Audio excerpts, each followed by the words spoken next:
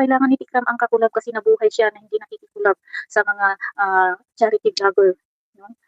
At hindi po si Tikram, no? Hindi po si Tikram ang nagsabi na magkukulab po sila. Sila po ang pumunta sa tahanan nila Tikram, no? May Opo. naisip ko siya. Sabi ko pwede siyang, pwedeng itawag kay, kay Daddy Frankie, dalawang magkapatid, nakakulong. Pwede, At least pwede. siya, tapos ikaw yung doon.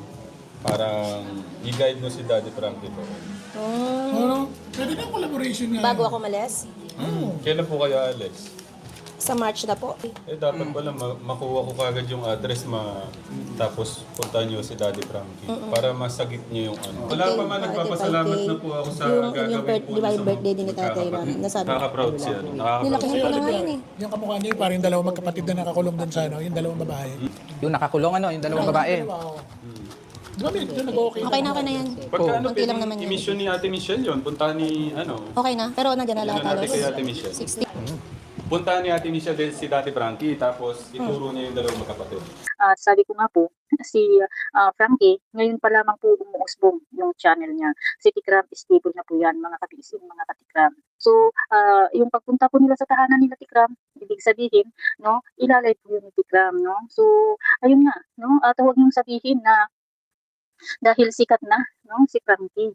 No, kung titingnan po natin ang istorya nila, yung dalawang vlogger na po na iyan po, ay parang ano yan no, mga kabiisip kung kasikatan lamang din ang pag-uusapan, no, hindi pa rin po mapapantayan, no, yung kasikatan ni Tikram, kahit ngayon sikat pa rin siya, no. Gusto ko lang sagutin ito, no, baka makarinig na naman yung mga bashers diyan, isusumbong, no, kay Frankie, no, o sa isang tao na ganito raw sinabi ni Biisin.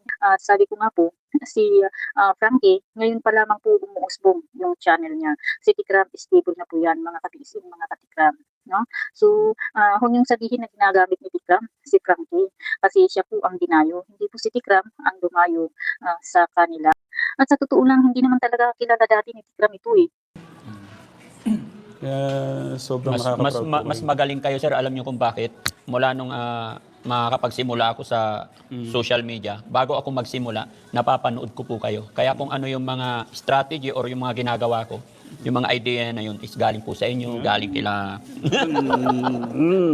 Aminin natin na bago talaga ako pumasok sa social media is napapanood ko kayo. Lahat ng mga charity, lahat ng mga nasa social media, kumbaga, ay ganito pala tumulong. Kumbaga, mas masarap sa pakiramdam.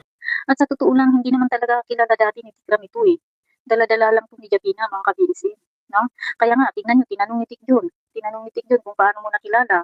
So, mga kabiisin, alam nyo ang istorya, no? Alam po namin yan kasi nakikita po namin. Kaya huwag nyong sabihin, no, na si Tikram, no, ang nag-aya sa collaboration na yan, hindi po, no? Kay Japina po kayo magreklamo kung bakit niya pinakilala, no, si Frankie, kay Tikram kung bakit niya pinakilala ang Tikram channel kay Frankie. Di ba? No? Kay Japina po kayo magreklamo kung bakit niya pinakilala, no, si Frankie, kay Tikram kung bakit niya pinakilala ang Tikram channel kay Frankie. Di ba? Opo. Naisip ko siya. Sabi ko pwede siyang, pwedeng itawag kay, kay Daddy Frankie, dalawang magkapatid, nakakulong. Pwede, At least pwede. siya, tapos ikaw yung doon. Parang i-guide mo si Daddy Frankie doon. Pwede na collaboration nga. Bago ako malis, Hindi po kailangan ni Tikram ang kakulab kasi nabuhay siya na hindi nakikikulab sa mga charity vlogger, no? Hindi nakikikulab sa mga charity vlogger, no? Lumaki ang channel niya na walang collaboration na nangyayari sa mga charity vlogger na kasamahan niya. Di ba? Di po ba? Ang kapal naman ng mukha mo, ito at iba, no? Kaya Japina ka magreklamo, no? Kaya Japina ka magreklamo, hindi kay Tikram. Kasi si Tikram hindi niya kailangan ang gumamit ng sino man, no, sa mga sa mga vlogger, no, na mas maliit ang subscriber kaysa kanya, ng mga kabiisin. Inuulit ko, hindi po kailangan ni Tikram na gamitin ni Numan, no, dahil sabi nga po natin, yung channel ni Tatay Ram is naka-establish na po yan, no? Naka-establish na po yan, na wala man lang isa, no, sa mga charity vlogger na kinakulab niya dati, no? Sabi niya, ngayon sausawan niyo, collab ko, no, haha, parang nakakahiya ata, si Japina pa ang naging tulay niyo, haha. Yan yung sinasabi ko, di ba? Si Japina ang nagdala, no? Si Japina ang nagdala sa kanya. No, hindi ko po sinabi na sisihin niyo si Michelle Diapina dahil siya ang nagpakilala. Hindi ko po sinabi na sisihin niyo si Michelle Diapina dahil siya ang nagpakilala. Hindi po akong intensyon, no? Nasaktan, naawayin, no? Yung mga sino man na sumusuporta kay Tatay Ram. No, kay Diapina po kayo magreklamo kung bakit niya pinakilala, no? Si Frankie, kay Tikram po bakit niya pinakilala ang Tikram channel kay Frankie. Hindi ko po sinabi na sisihin niyo si Michelle Diapina dahil siya ang nagpakilala. Kay Diapina ka magreklamo, no? Kay Diapina ka magreklamo. Hindi ko po sinabi na sisihin niyo si Michelle Diapina dahil siya ang nagpakilala. Kay Diapina ka magreklamo, no? Kay Diapina ka magreklamo. Hindi guys, sabi ko nga, ibas nila ako hanggang gusto nila, I'm not affected, no? Gustong-gusto ko nga mabasa kasi kahit papaano, 'di ba? Sabi ko nga sa inyo mga ka-BSN, mga katikram, hindi tayo masyadong nakaka-live, hindi tayo nakaka-upload ng video. So kahit papaano, mararamdaman yung presensya ni BSN sa social media. 'Di ba po? Hindi ako nagsusuri sa mga hindi nakakaintindi guys. No, na sabi ko nga, kung hindi mo maintindihan yung sinasabi ng isang tao, mag-background check ka po, no? Puntahan niyo po kung saan po kayo makakakuha ng ibang idea para maidagdag kung ano yung para mapagkunik-kunik mo, no? Yung mga nangyayari. Si Rosemary sabi, aduna ka misinterpret na reaction mo sis mayat at maliwanagan. Kaya nagulat din ako Nagulat din ako nung may mga nagmi-message sa akin nung isang araw pa, no? Ito po ang sabi pa niya, sabihin ko yung totoo, ang sabi pa niya, alam kong ayaw mo kay Diapina, ang sabi niya sa akin, no? Pero huwag mong sabihin, bakit mo isinisisi kay Diapina? I'm not, no? Yan yung sinasabi ko, di ba? Si Diapina ang nagdala, no? Si Diapina ang nagdala sa kanya. Pero huwag niyong sabihin, no, na si Tikram, no, ang nag-alya sa collaboration na yan, hindi po, no? Kay Diapina po kayo magreklamo kung bakit niya pinakilala, no? Si Frankie, kay Tikram po bakit niya pinakilala ang Tikram channel kay Frankie. Di po ba? Ang kapal naman ng mukha mo, ito at ba, no? Kay Diapina ka magreklamo, no? Kay Diapina ka magreklamo, hindi kay Tikram.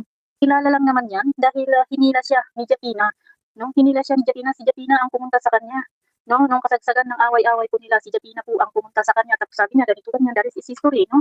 Hindi po si Tikram, no? Hindi po si Tikram ang nagsabi na magkukulang po sila po ang pumunta sa tahanan nila. Yung sagot ko lang, yung reaction ko, sagot ko sa mismong comment. We must be responsible, no? Sa mga binibitawan po nating salita. Huwag po yung below the belt, mga kabiisin, mga katikram. Yung slight, okay lang. Kasi sabi ko nga, nasa social media po tayo, mga kabiisin. Pero yung sabihin nyo na ayaw ko sa isang tao, hindi po ako ganung klaseng tao. Mabigat na salita sa akin yung sinasabi nyong ayaw, no? Kasi lahat tayo, no? Karapat dapat mahalin, no?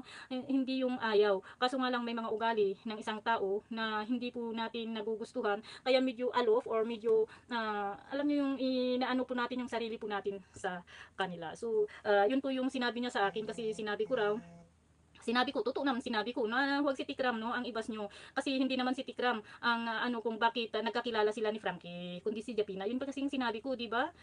In a way, hindi po yun yung, hindi ko po sinabi yun para maibas or para sisihin si Diapina. That is the answer of the comment, no, na yung binasa po natin. Wala po sa vocabulary ko po, no, ang alam mo yun, manisi ng tao na alam ko naman na wala silang ginagawang kasalanan. 'Di ba? Wala po sa bokabularyo ko na makipag-away sa kung sino mang community, kanino mang community diyan, no? Kung minahal ko nila, sinusuportahan po nila ang Tikram channel, mamahalin din po namin 'yan, mga ka-BSN, mga katikram. 'Yun po ang ano namin, no? Ang advantage po namin, sa amin po kasi kung ano po, sino po yung mga nagmamahal kay Tikram, ibabalik po namin yung pagmamahal na 'yan, as long na nakikita po namin na totoong pagmamahal 'yan. Ganyan po kami sa Tikram community.